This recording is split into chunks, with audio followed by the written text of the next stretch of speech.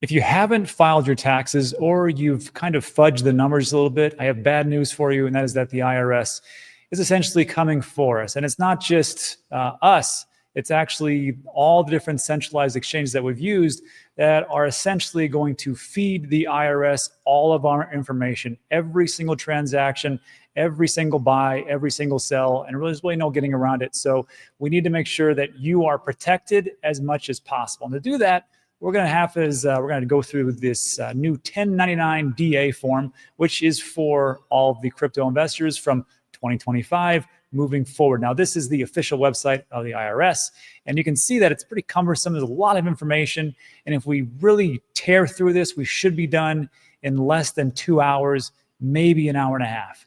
I'm just kidding. Nobody has that much time. What we're going to do is we're going to come to a friend of the show, Gordon and Gordon Law, and we're going to have everything summarized for us in a neat, clean, easy to understand form. So let's just get into it.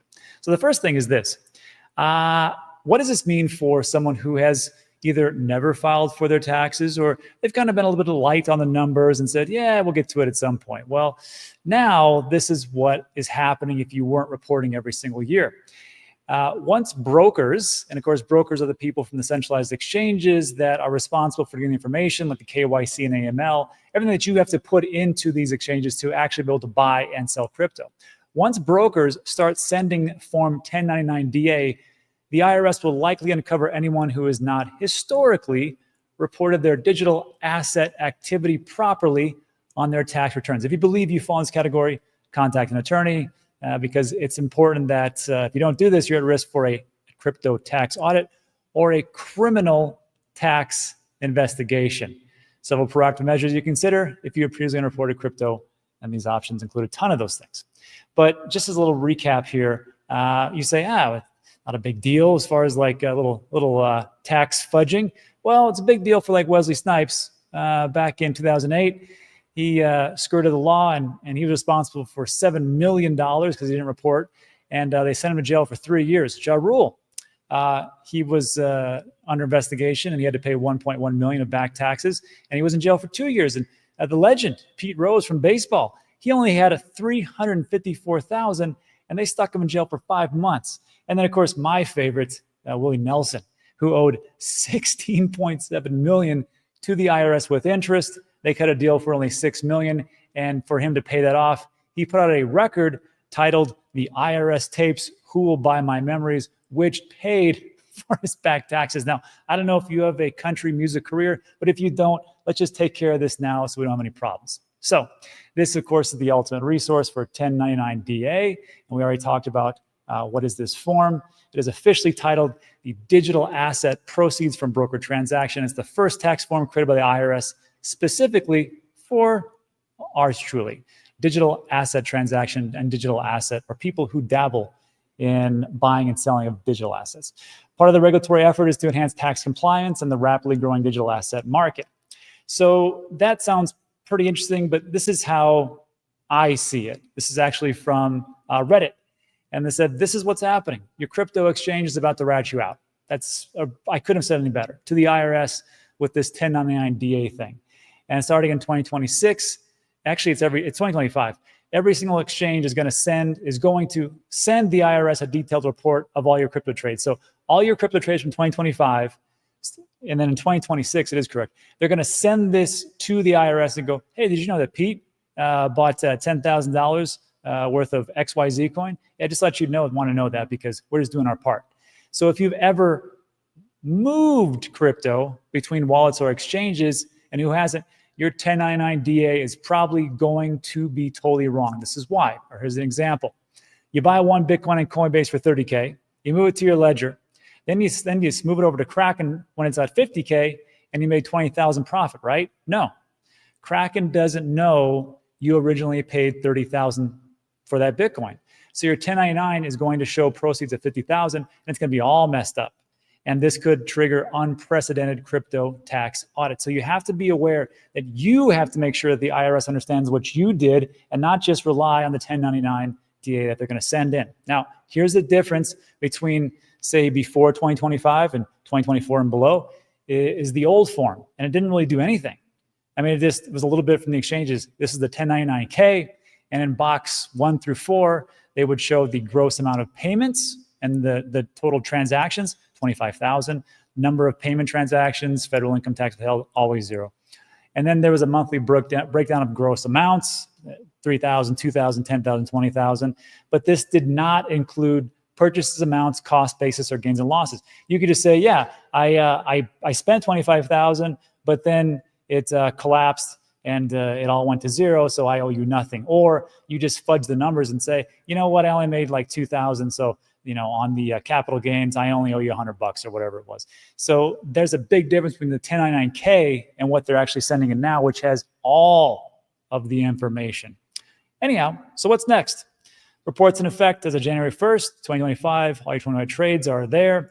Increased audits. Taxpayers should prepare for an unprecedented wave of crypto audits and criminal tax investigations. That's not me. That's Gordon Law saying it. And he's been around the block for a while, so probably so. You got to catch up now. Taxpayers should use this time before reporting takes place to amend or properly file tax returns to include any prior years or any kind of fudging of the numbers. So the question is what information was reported on this form? And before you start to freak out and go, this is just overwhelming, there's help out there for you. Like I said, Gordon Law is there. We're going to take a look at COINLEDGER. They have their own tax attorneys and CPAs, and they're used to this stuff. They know it. They're going to help you. Don't worry. So what information is reported? Well, the 1099 will primarily report information that helps taxpayers calculate capital gains from digital assets. And this would include when you got the digital asset, how much you paid for it, when you sold or swapped it, and how much money you got for it or swapping it. It's just going to be all the transactions, like pretty much how it would be in like a traditional stocks or equities. They pretty much put everything down. So what do we do if we weren't reporting every year? This is the thing. Once brokers start sending out the form, the IRS will uncover anyone who's not historically reported the activity. And you're probably going to see, like we talked about, more tax investigation and tax audits. So here's what you can do. Start doing this. File amended returns. Again, work with somebody who is an expert in this one. Utilize the streamlined disclosure program. Apparently that'll be in the information of the IRS, but that's for those with foreign bank accounts or assets related to crypto. Or you can participate in the voluntary disclosure program. If you're really stuck, you could do this. If you got concerns that your unreported crypto activity might lead to criminal charges, consider this voluntary disclosure program. It's critical to act before the IRS initiates or audits or investigations, as doing so will render you ineligible. So what you got to do is say, look, I might have messed that one up, so let's work together before things go down the tubes. And that's pretty much not a bad idea. So taking swift action and consulting with a qualified tax attorney can help you determine which option best fits your, of course, needs and everything else. So there's that option. And here's what I'm going to have everybody else do. And this is if you're reporting perfectly or you're not reporting perfectly or you didn't report whatsoever. This is what I'm using right now. And it's not just for crypto tax software. We are coming into the end of 2025. And I think it's going to be a massive bull run. I need everybody to know what their unrealized profits or losses actually are. And to do that, you need something that would be like your portfolio manager. And what's great about CoinLedger is they have a free portfolio manager, and you may have that as well. You may say, well, I use that at XYZ, whatever, and it's free as well. That's great. But with CoinLedger, when you have everything connected, all your different wallets, and it's just like the public addresses, it's not like it's asking for your private keys, so it's going to be okay. You get all that stuff, you have a portfolio manager or a portfolio tracker, and then when it's time to actually do the taxes, you hit a button, bing, bang, boom, and then your taxes are done less than 30 minutes. Or if you're using a lawyer or a CPA or something like that, they're like, hey, we need this form, this form, this form. Where do I get that? Oh, do you have like a software program? Oh, I do. It's in my portfolio tracker, and that's CoinLedger. So I'm going to show you how this looks. And what the site is really good for is just making things super simple. So it's trusted by over, well, yours truly. I've been using this for 4 or 5 years now.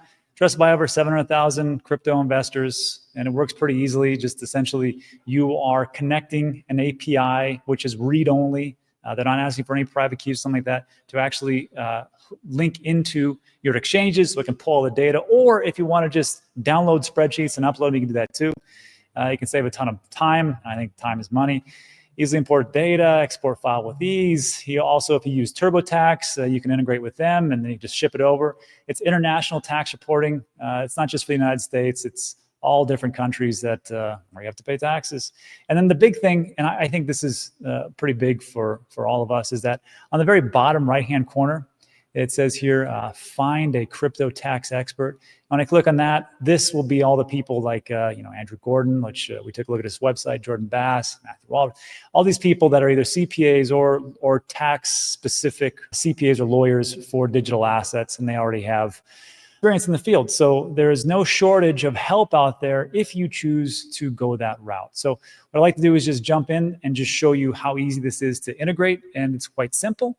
When we go to the site, we're going to click on, create an account on the very upper hand corner. So we create an account, continue here, and then pick your country, and good old US of A, click continue. And then what do you want to do? Portfolio tracker, tax calculator. And I will just say this, for a portfolio tracker, like I have both. And when you sign up, you get both. Essentially, the portfolio trackers for free.